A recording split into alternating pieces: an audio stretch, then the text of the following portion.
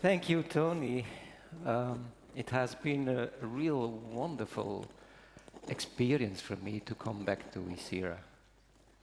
And certainly all the encounters I had with such a warmth and so invigorating, you bring me in a state I normally cannot be because it's so extremely beautiful. Thank you for that. I'm also very glad to be here because, yes, I am a person of the barricades, the 60s, you know, and I see too much the distinction between what is and what could be. So I'm very happy that I can share these ideas with you. What I feel also is that Isira has a special spirit, and I got a chance during these 2 days to really reconnect with that and to sense what it really means. So I thank the organization for me to start my explanation of my view, our view in fact, because we share all the same paradigm that has been evident in all talks we had. And for that I would like to start with, in fact, something that is not a positive message. Some people told me, never start a meeting or a session with negative things. But I know that we are very realistic and we can't talk about education if we don't see the context in which this education has to be developed. So the question I ask, in what kind of world are we living, in fact?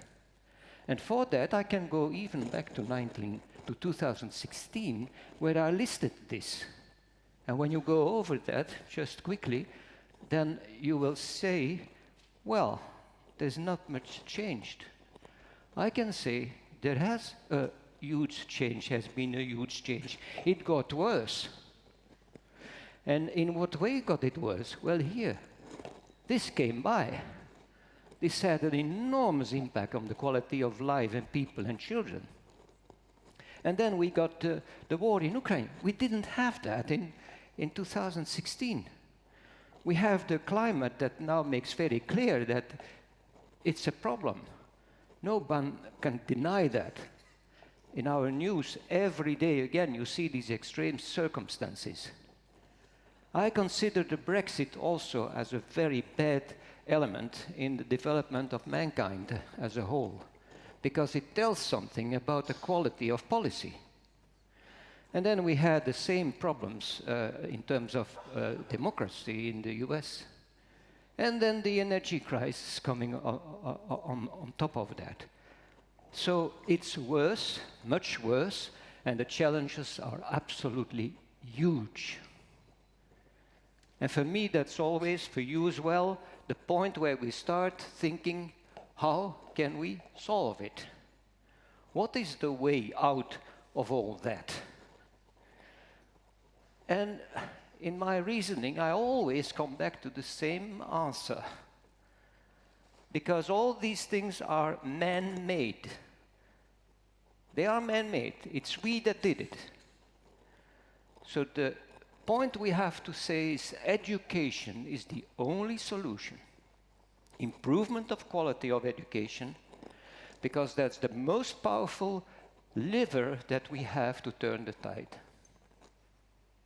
At the same time, so what we want is, in fact, develop and make sure that people are equipped to deal with all these aspects that we have here. On top of that, we have to say that education itself is in a very bad shape worldwide. So that makes the challenge even more difficult to solve. The word quality is central stage in all that, because we need education with the highest possible quality.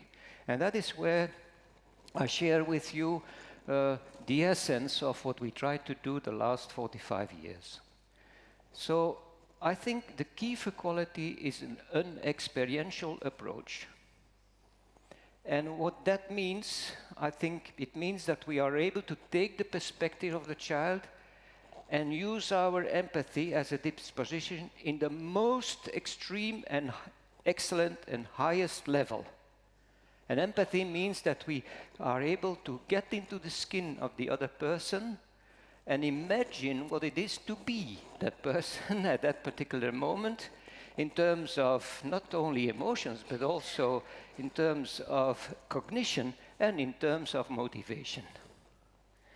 Instead of just talking and describing that in an academic way, I would like to just share with you a clip, 1 minute, and ask you to, while you see it, identify the variety of experiences this child must have had during this minute. So if you were her and try to sense what it all was, what are the things you could sum up that she must have had as part of her experience? It's like the black box of a plane when they find it, but luckily we don't need a disaster to just make that exercise. Okay, here we go.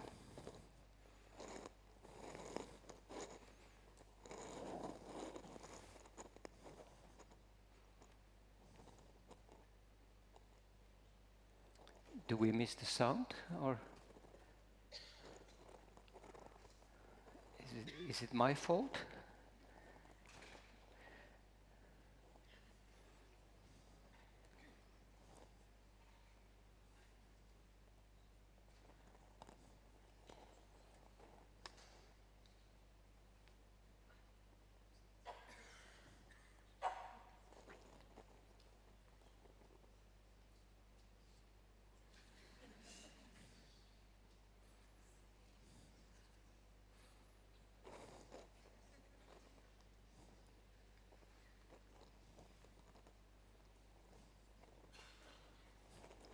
Okay, I will do it for you because we don't have the time to just explore that, but just check what I tried to see and capture. To start with, there is the pebble.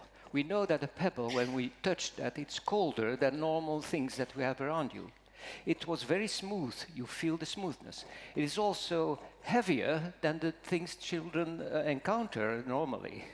Further, we've seen that she was able to discover that things come down systematically, not just at random. But also, she had the experience of her muscles. She felt from within what you can do with that. She also invented the idea to make a loop once she got them. And she experienced something that has to do with lateralization, the left side and the right side of her body. There is a logical mathematical element in it because she is exercising and putting in place the equal mark in mathematics. She makes it equal. I'll do it there, and I'll do the same here. So all these things are part of that. And something that we may forget is she has experienced herself as a person that can do things and is in charge. Agency. That's me. And certainly that will give her also a positive experience as a person. I can do things. My self-confidence is great in this. So how wonderful that just in 1 minute we can list everything that is there with something that is very simple. We step into the skin, the shoes of the person, and we are there and collect all this information for ourselves. That is the key for any quality in education, I think, from 0 to 18 and further on in the education system. You can use that as a test and look around, look at your own work, and you all know that if you can do that, you have a way to raise the quality in education. In fact, it has an impact on the framework that we have to develop for to test and to explore the qualities, in a sense to collect the indicators of quality.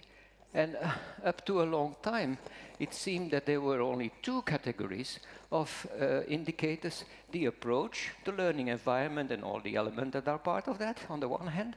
And on the other hand, certainly as an interest of the governments, what is the outcome and the result? And then we've got everything to do something about quality. The rest remained implicit, in fact. What we have done, we have squeezed something between both.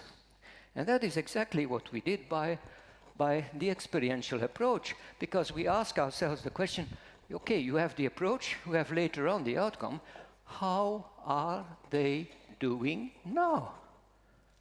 These children that we see here and now, not later. And that is what the way we got to find and to discover indicators for quality that at that time were more implicit than explicit. That's a big change. What I did with the observation and my analysis is describe a lot that deals with the content of her experience.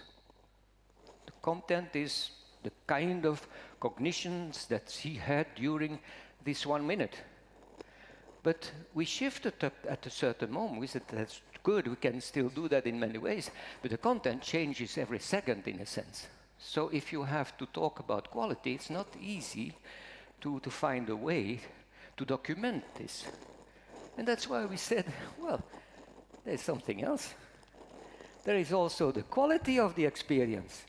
And that's where we discovered that in fact we could bring that down to 2 indicators, well-being and involvement.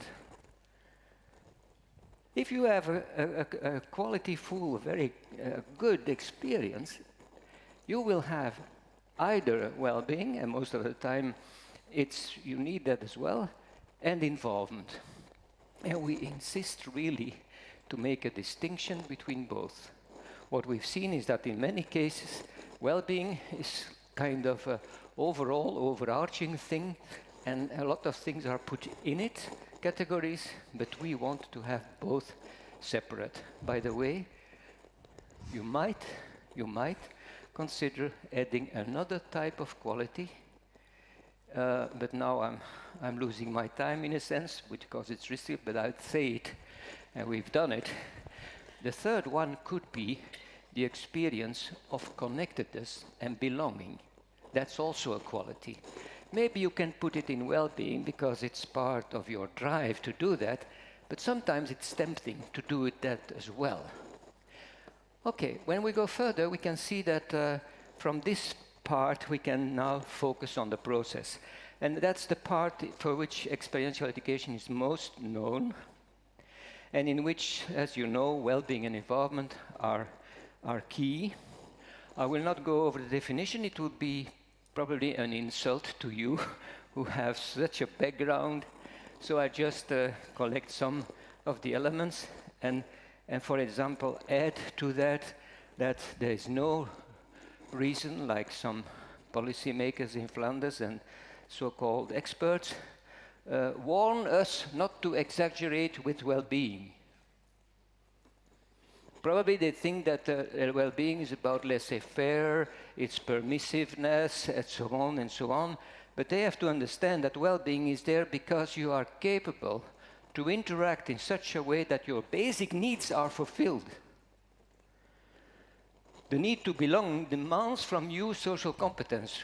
You have to develop that. So that's one thing. And for instance, this makes me mad. That a person can say, don't exaggerate with well-being. Do you have a problem with children and persons that radiate, please?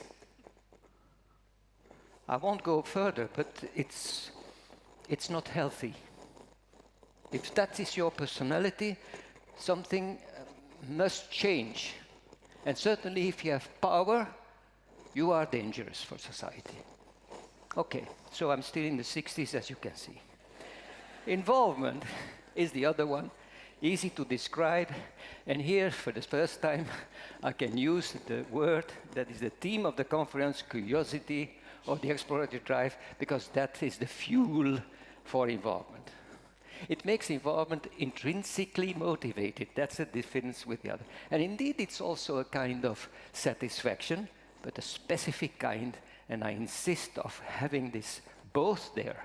The school can show a lot of well-being in children, but no involvement, because there's no effort to really challenge children and make sure that they get really involved. From there, I would like to show this clip because it says more than words.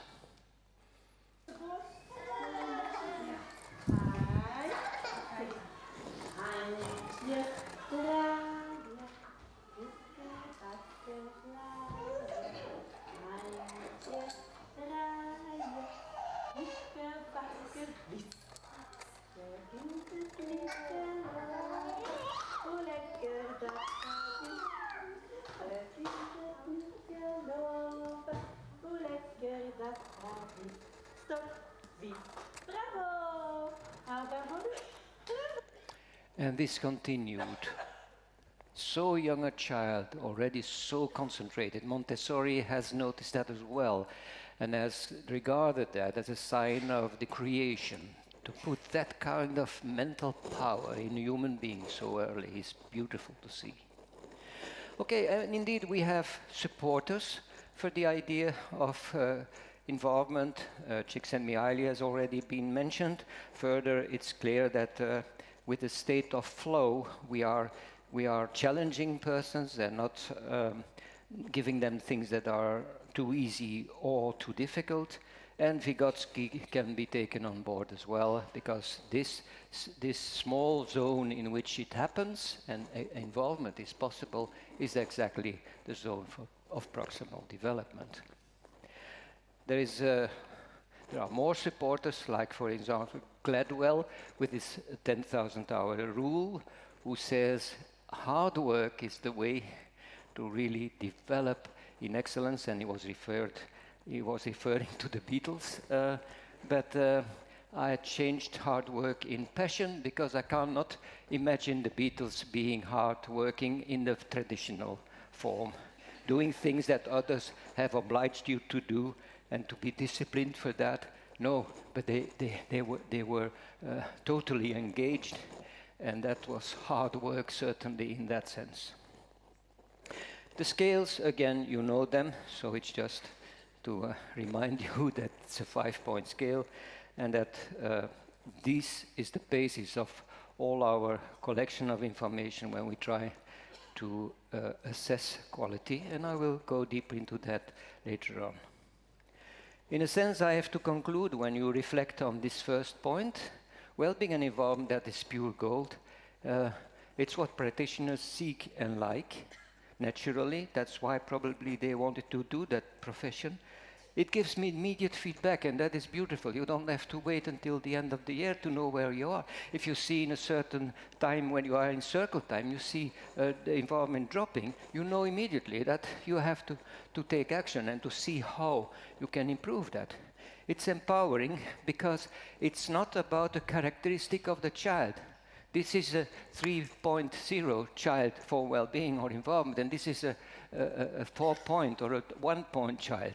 No, there is no point child in this, because involvement and well-being is the consequence of bringing together the child with his personality and his background and the context. So it can change overnight if you change the context. And that's beautiful. That's great for teachers to realize that. And it stands above any approach. Someone can say, oh, we have high scope, we have Montessori, we have a new system, etc. We have experiential education. If you can't prove and show that well-being and involvement is high, you won't have the impact that you want. It's not a flag. It's creating a context. It shows immediately the way to improvement. If circle time has been a difficult point, day after day, you begin to understand that it takes too long, that the strategy is different, that you start maybe with the whole group, but then you do, etc., etc. And that counts for many, many observations that you can do. An entrance to communicate with parents, because even if parents, I know, can be challenging for teachers, because they expect outcome and they see the future, and sometimes they expect the children to correct and to make their future better than themselves had.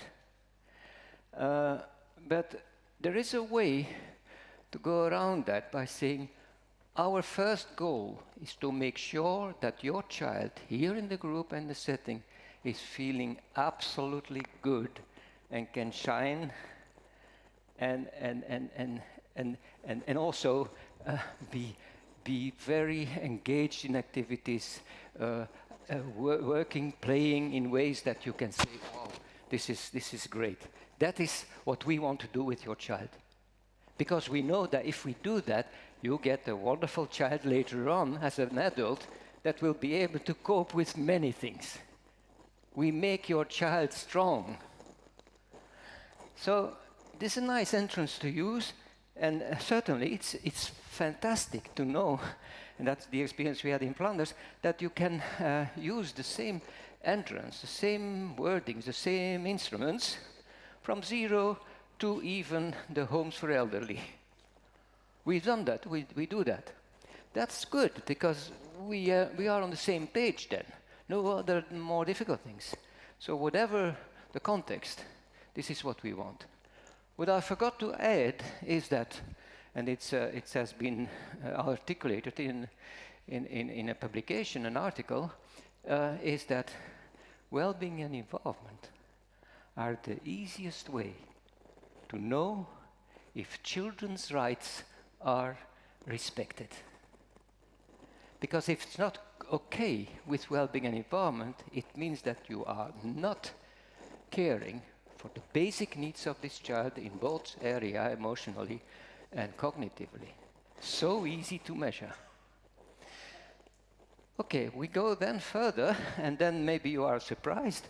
We already more or less done with well-being and involvement as a chapter. Why outcome? Well, because outcome, to start with, is the most important thing.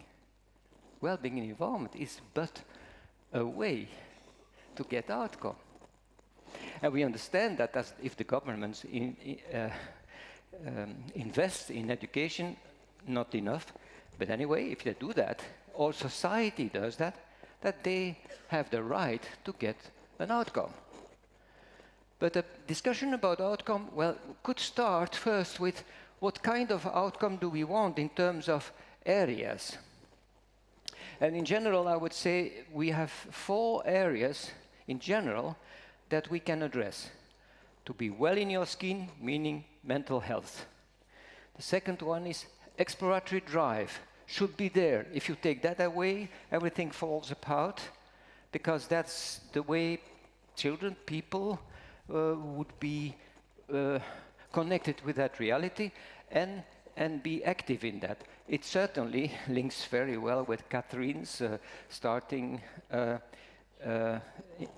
keynote this week. And then about the exploratory drive, I've learned a lot from my own children, and now also from my grandchildren. One of the grandchildren is Finn. Hannah, his mother, at a certain moment saw him when he woke up, being interested in something against the wall.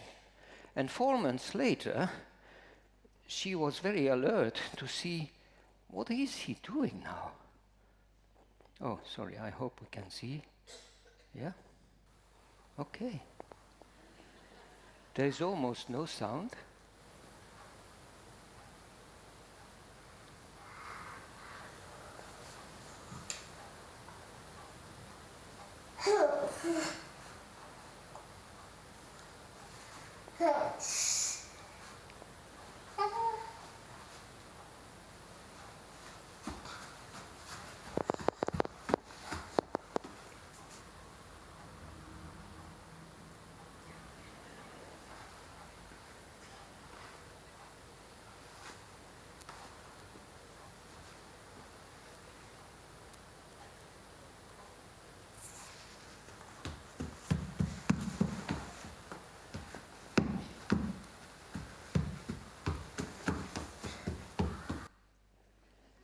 This is crazy.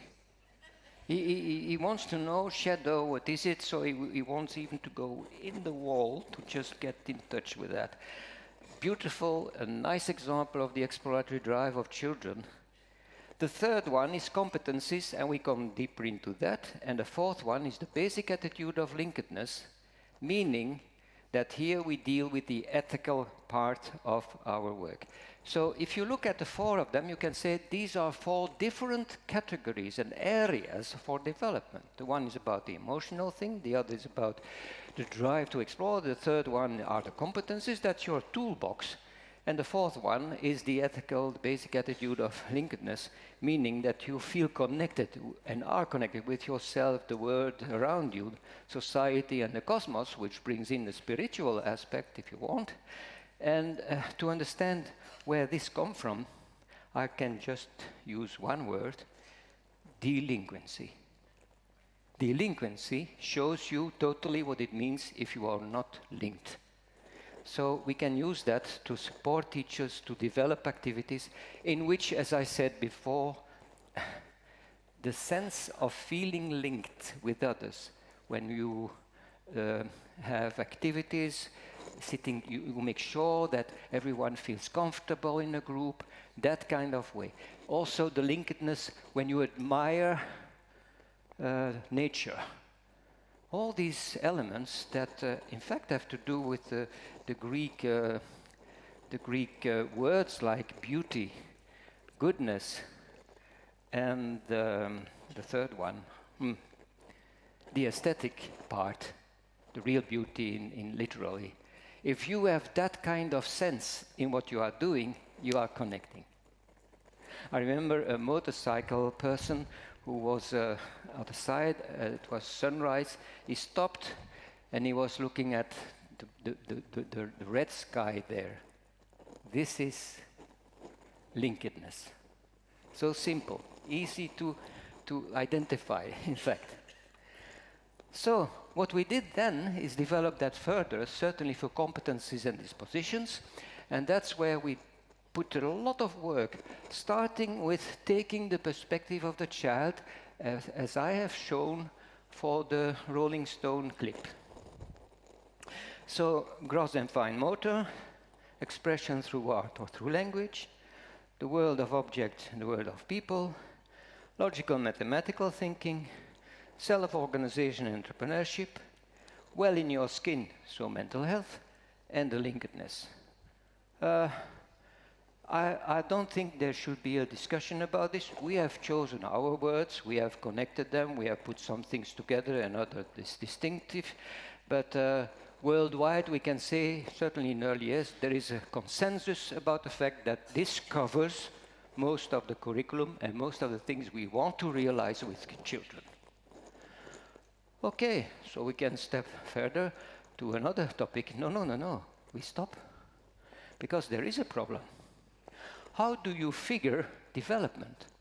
What is your understanding of development? What are the conditions for development, and how can we measure the changes that we really want? And now we are in a conflictual situation because we are dealing with paradigms.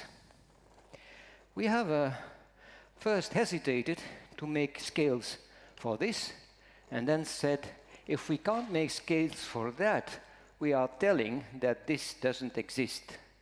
If you can measure it, it exists. And I'm not afraid of measuring. We measure well-being and involvement, but that is what I say. That's the reality. It sounds very soft, but it's measurement and it's very reliable as at the same time. Okay, so we see here, what did we? For every of these domains, we have defined level 5 in this case, and that's for gross motor. So watch me, what did we do for each of them? We said, for example, for gross motor, shows excellent physical skills, this person, for his or her age, in a range of situations where movement is required. It's a pleasure observing his movement in space, supple and graceful, purposeful, in an adjusted pace, etc. And that person picks up new patterns of movement readily. Now, you will notice, if this is what we give as a guide for practitioners, to make out if a child is showing a high level of gross motor development or a lower one in his development at this moment, that it's nothing like ticking boxes. We don't do that. That seems a shortcut. Oh, we'll tick the boxes, we put a line under there, we count it up, and we have a figure, and we know what it is. We don't do that. It's holistic. And first I said, I won't use the word holistic, because holistic suggests either that you are coming from the flower power, or that is this vague. You know, I do it holistically. Oh, okay. What does it mean? I don't have to be precise, you know. It's holistic. So I hate that. I like precision. And then I said, well, let's go for holistic, but then try to articulate what is holistic. And I say, holistic means that you grasp the essence. So this scale description helps me to grasp the essence of a person that shows a high level of motor development. And then I'm happy again. So I can live with that. It has consequences, indeed. It leads to the point that I have only one description for all ages, while in some recent developments as well, they try to describe for every 3 months exactly what a child should be able to do. No, we have, what is the trick? We have a trick for that. I'll show you in a minute here. For his or her age. So, that's easy. So if you see a 20-year-old or a 30-year-old or a 70-year-old person, you can just ask yourself for his or her age, how is he doing in terms of gross motor development? It's observable in many situations, so it's not just one test. No, you observe the child in many situations, on the playground, etc., to make your mind about this here. And another very important thing is that I probably should take this with me, is it works like spectacles. So it's not something that you have to seek in a sense. No, you put the spectacles on, you have 10 spectacles, and you see things, you remark things that are unique, that are, you didn't expect it. And finally, it's a matter of connoisseurship. I wanted to refer to the wine tasting, but it has something like that, except the alcohol. It has something like that because how do you learn that? Well, you have to develop your capacity to observe. Oh, that's difficult. No, that's not difficult. You have the children before you. You have the material before you. Material. 3-year-olds, 4-year-olds, you are acquainted with them. Okay, so put the spectacle on and try to see. What do I see? And I advise always, try to see the ones that are furthest in the development, because they inspire you to look at others and to see where they are. I'm not forcing them to get there, but you have to understand. And in fact, there is nothing wrong to observe and try to identify the children that are a beautiful example of a level 5. If you want to develop and appreciate talent. And at last, they are recognized in this approach. While the others certainly get their chance as well, and you see for some children that they need another kind of support because they are still at that stage which you totally would accept. And now I even lost my mouse. Okay, so that brings us away and to just practice it. I suggest we go and look at this short clip again. And your task is to find out which developmental domain has been most illustrated by which child in this clip. And to help you, I have still put the 10 domains next to the clip. Okay, let's go for this one.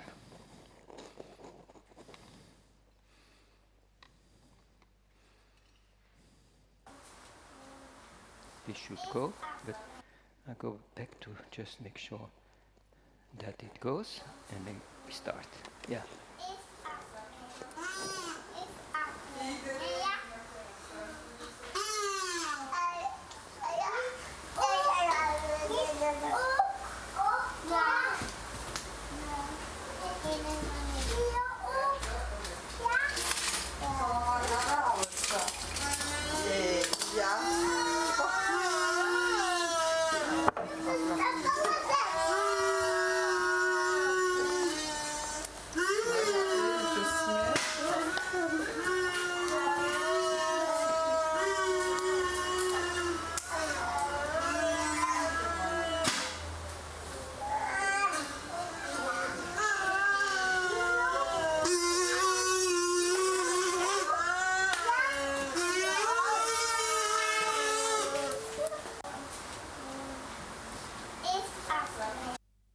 Okay.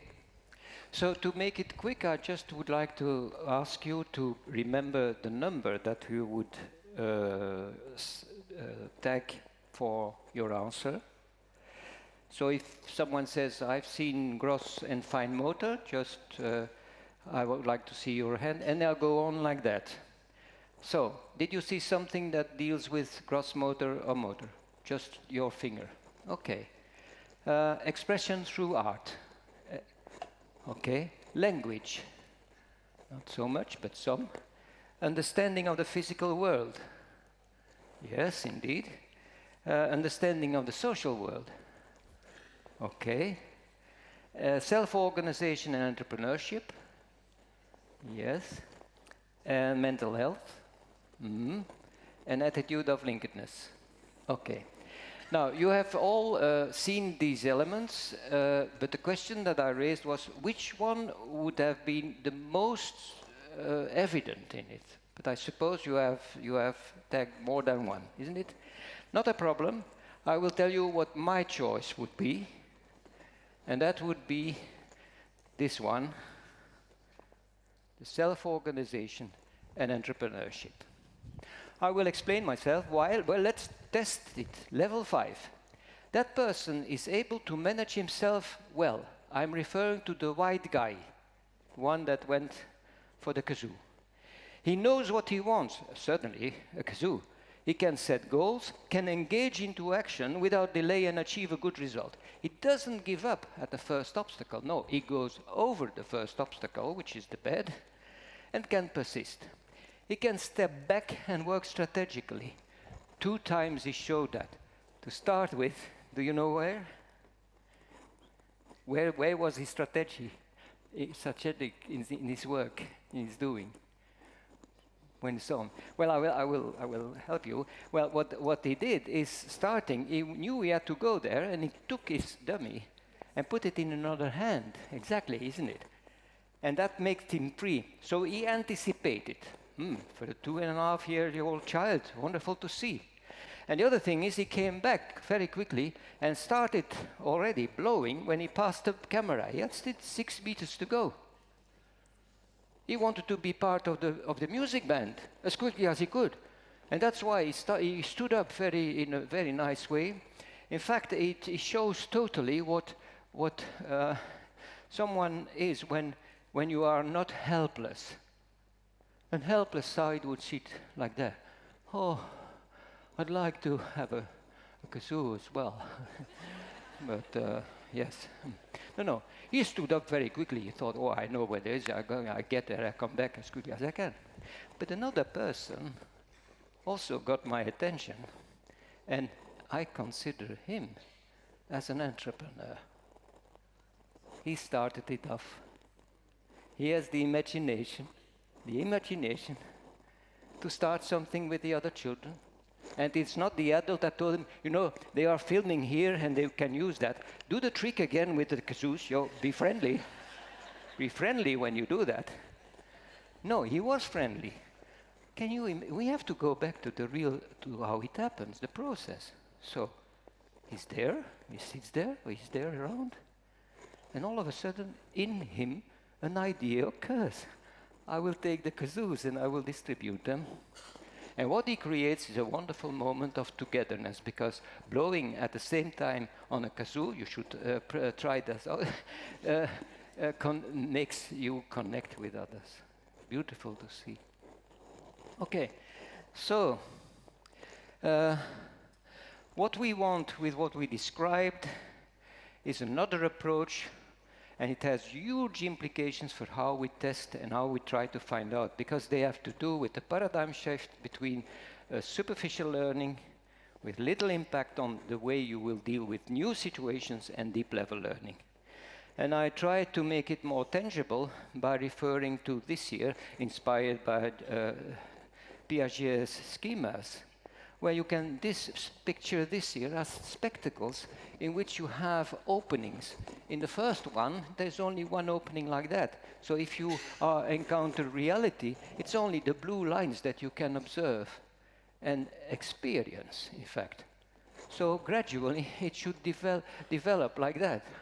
And the point is that our key question now is, how can we upgrade, it's a metaphor, this software, instead of adding new files again and again? And that counts for the whole area of education.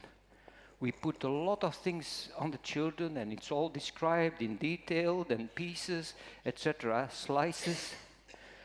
But we don't change the way they are approaching that reality.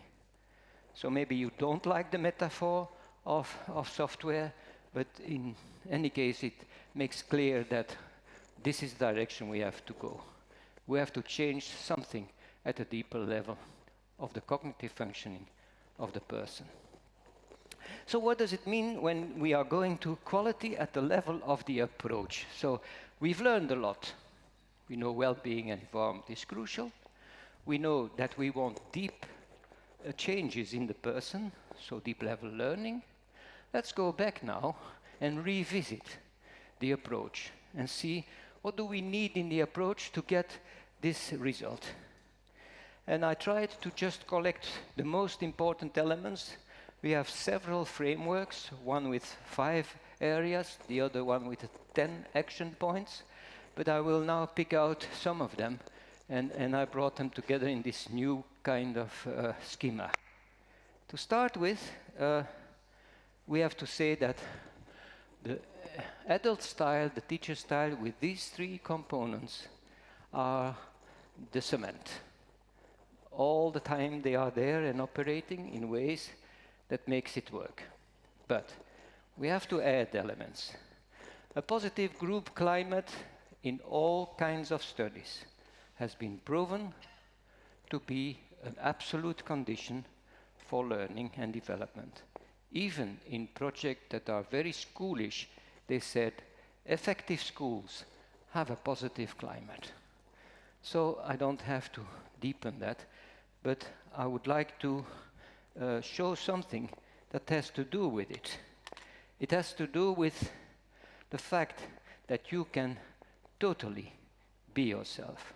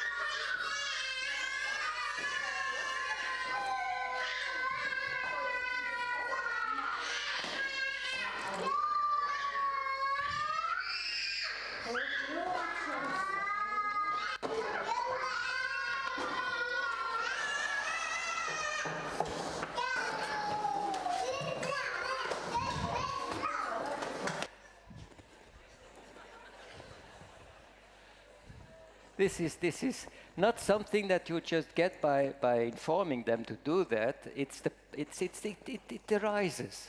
It's a miracle almost. That all of a sudden there's one person that starts something and you get there.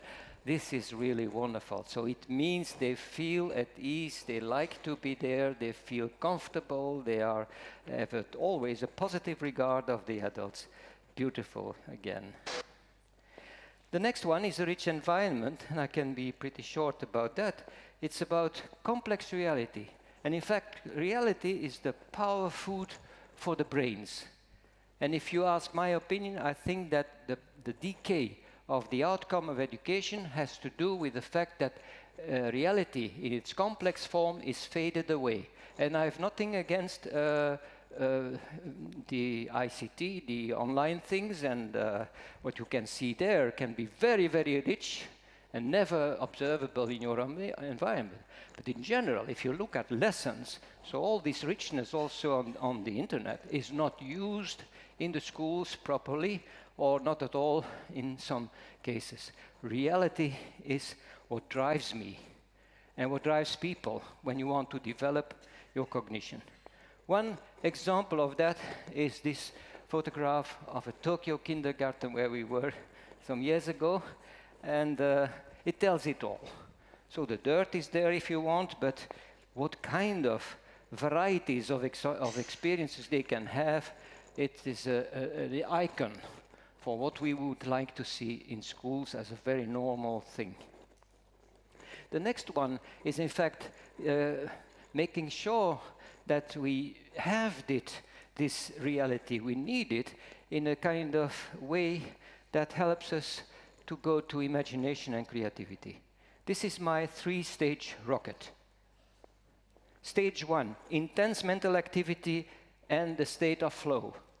Intense activity, like we've seen in all the children up to now in my clips. Second stage, imagination. Because you have an intense experience about something, you cannot let it go. It is stored in your system because of that. Otherwise it wouldn't be there. And because you have these images, you can, and that's the third point, but I come back to that, if you don't have that, this intuitive intelligence, because it's about experience and connection with the reality, you get into something that I have called the LOI syndrome. Stands for lack of imagination syndrome. It's widespread and very dangerous if you have people with power. I won't go too much into that again, but you see that I see it as a problem. Further, creativity, because creativity is not just imagination, it's the capacity to connect things that have nothing to do with one another. So if you have already the stage 2, that's beautiful, let's do that. But some people go beyond that, some children go beyond that. So I come back with the first thing, intense mental activity is the key if you want creativity. And there's no mastery without imagination, no. And luckily, when you give diplomas at the highest levels, academic level, imagination is not taken in the criteria and is not cared for during probably a lot of what happens at this academic level. The third one is room for initiative. For that, I can express that I'm a child. I want an open space where I can develop and follow my own compass. It has to grow. You can ask me, what do you like to do? Well, I have to learn to know what I like to do. So give me the space and the experience, thanks to the rich environment, to get there. High scope for me is still a guide in that. Because when we say room for initiative, we see some people getting unsecure. Shall I intervene or not? What to do? I don't want to be too directive, but where is the limit? Is it a bit of this and a bit of that? So high scope helped me to sort it out and to clarify. I like clarified things, to see things through. Like, for example, here, programmed learning, that's high level of initiative of the adult and very low of the children. Custodial, I won't go deeper into that. Child-centered means a lot is in the hands of the children, and the adult has a louder, low profile. The adult would, for example, make sure that every child emotionally would feel okay and would provide a rich environment. That's it. The open framework is beautiful. The open framework means that both teachers and children are interacting, are engaged. Not the teacher in one part of the room and the others in the other part. No, there is a connection. And my grandson, not Finn, but his brother, Luca, has learned me that when he was 2 years of age. We were walking, and there was on a path in the countryside, and there was a piece of iron there. And I thought, well, I push it aside because cars may pass here or park. So I pushed it aside, and it gave a very strange sound. The sound of tingling, isn't it, that you get with that? And he bursted in a laughter. As a consequence, I probably kicked the bloody thing 20 times. He continued to respond like that. It was fantastic for him. So he learned me then that the open framework means that you don't know who is programming who. Isn't that an easy way to test if you are in the zone of open frameworks? The further one, expression. Expression is everywhere. So expression is one of the most powerful active actions of a human being in terms of his cognitive development. So, and what we see is that intense experiences scream to be expressed. Again, I go to Finn here, and let's see what he's doing.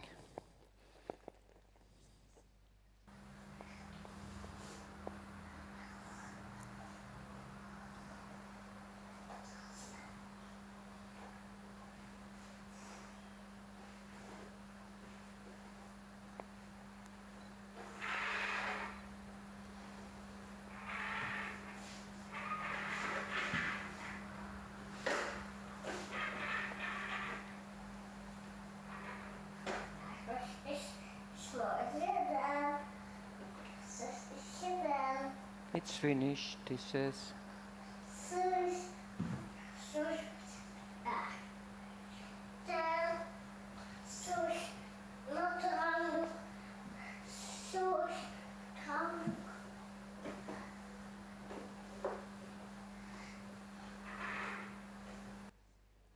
That's it. His mother, Hannah, as I said, was looking for two towels in the kitchen. They were gone. She said, "What is it?" So then she saw him there. Have you any idea of what he was doing? Yes, probably you can. I will help you, but just later on I had the chance to.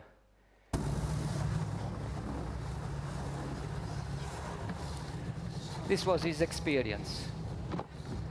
So again and again we see that if you have a strong and intense experience, it doesn't let you go. You have to go back to that and to experience it in many ways. So I stop here. You have to experience that, to express that in many ways. The 100 languages are there. What I understand from that is that when you have a strong experience and you want to go to the next one, your soul is getting you back. Say, oh, you're not ready, you know. Here. You have to let it in, to assimilate, and you like to do that. You certainly like to do that. That's art. That's language, and that point is for me very crucial. This is the way language develops as well. It needs strong experiences for which you are in a position where you say, I need some articulation. I need words. I need other things to express that. And that kind of language development is sustainable. I will skip this one because of the time.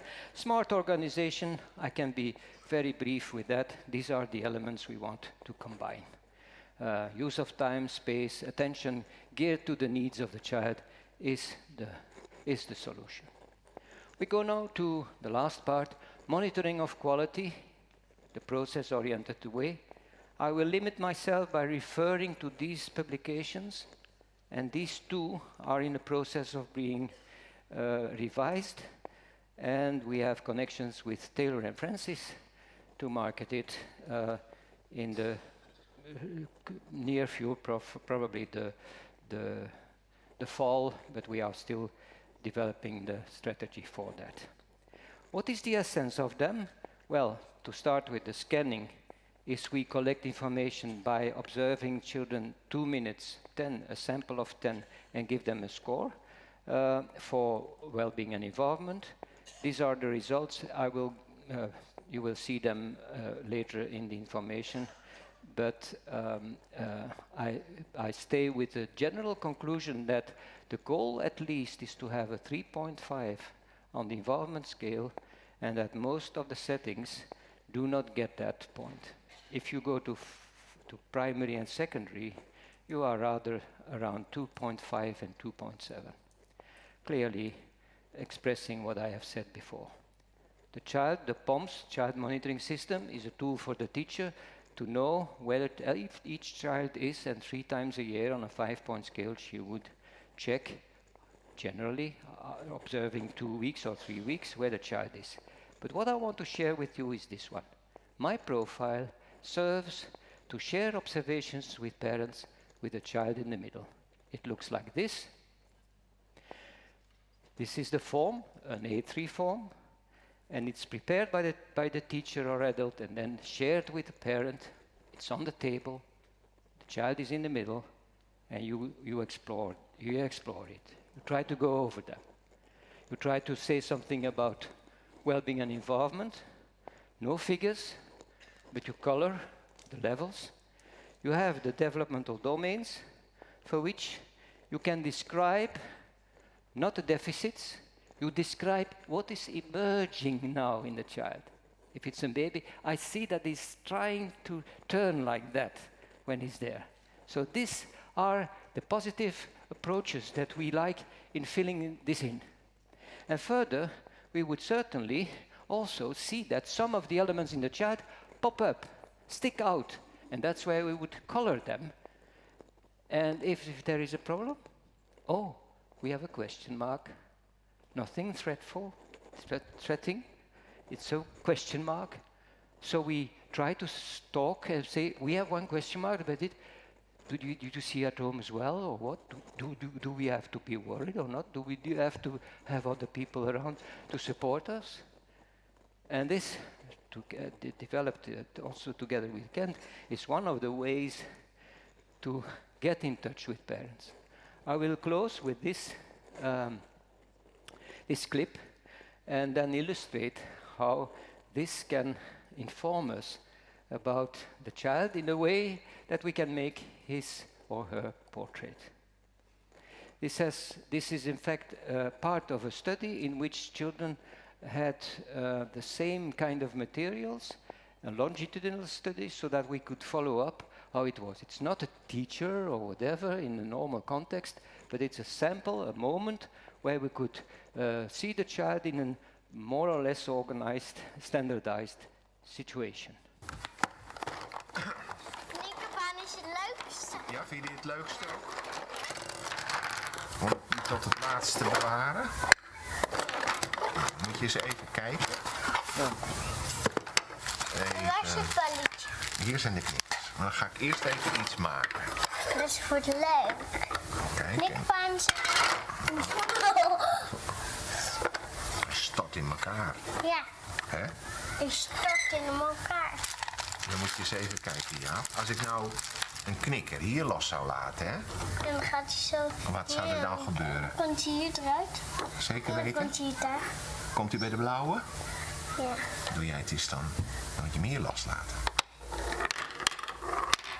Oké. En zou je het ook zo kunnen veranderen dat hij in de gele komt? Nee. Nee? Weet jij het? Weet jij het? Nee. Nou, wacht eens even. Wacht eens even. Hou jij de knikker maar vast. Ik verander het een beetje.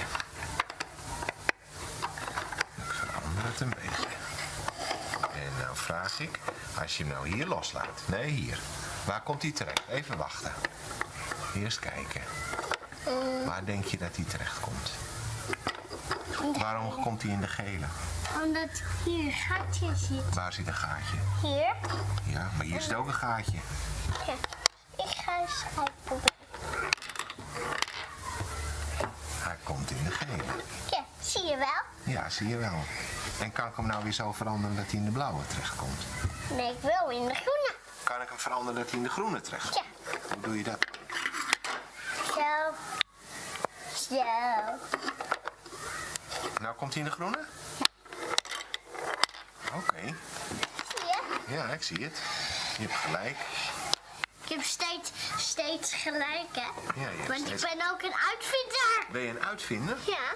Nou, vind dit eens even uit dan. Ja, wacht even.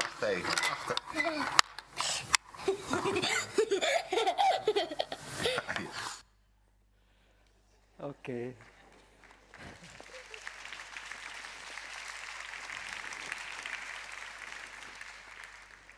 So when we see this, what do we get?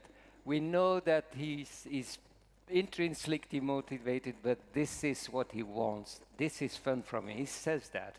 The exploratory drive is there, he's concentrated all the time. This involvement is total.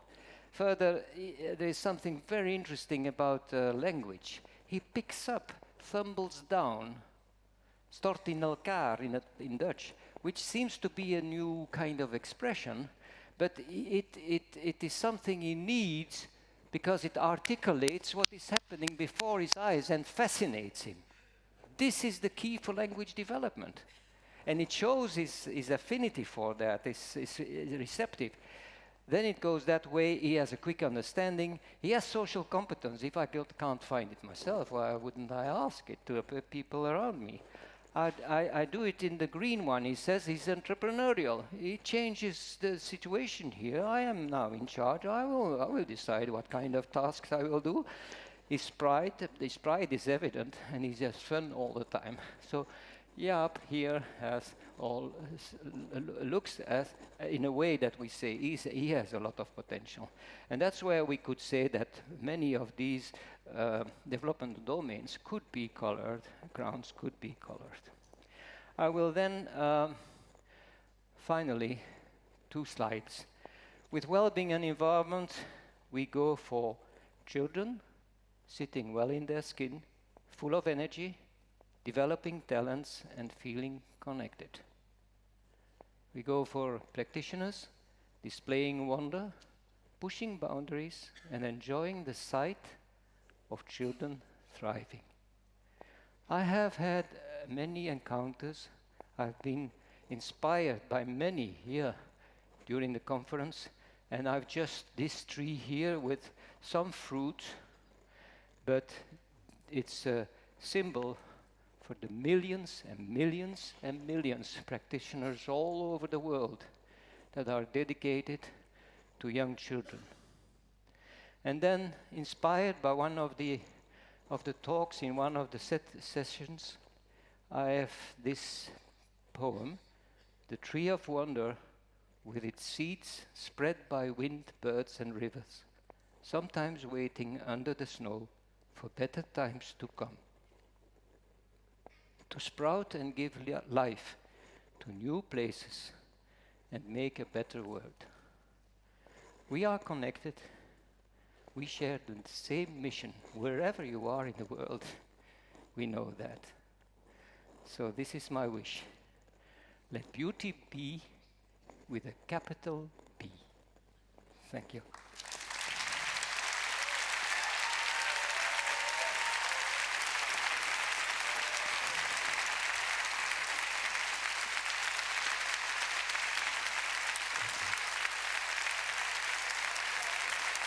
Thank you.